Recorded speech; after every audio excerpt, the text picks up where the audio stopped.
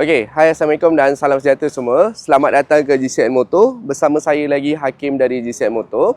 Okay, so hari ni kita ada sebuah touring bike daripada Benelli, iaitu model TRK 502 LE-SP2.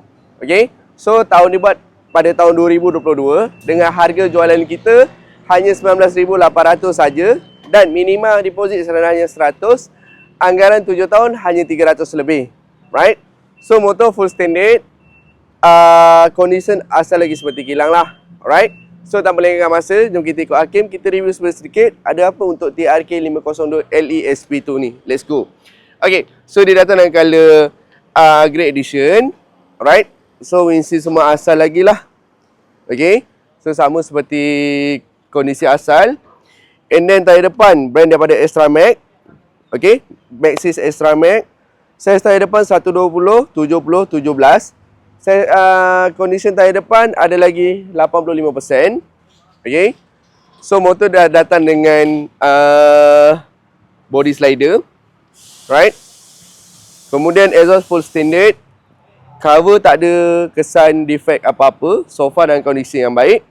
And then box datang complete set, aluminium box brand daripada YS Pro lah, right?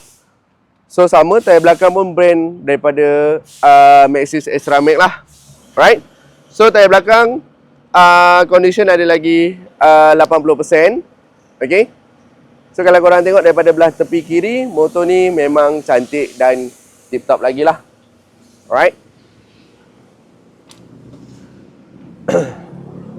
So let's go, Hakim nak payung bunyi untuk korang lah.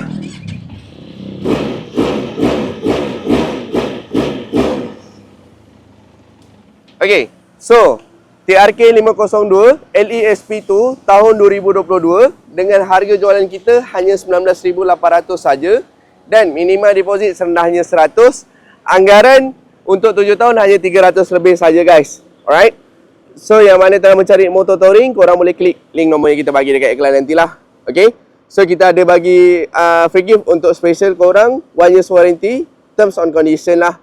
Alright. So yang mana nak trade motor ataupun nak jual motor pun kita terima, ataupun untuk pembelian motor secara ansuran kad kredit serendah kosong interest, korang pun boleh buat dengan kita. Alright guys.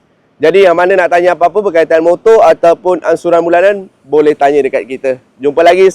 See you next video, motor yang lain, review yang sama. Assalamualaikum. Bye bye.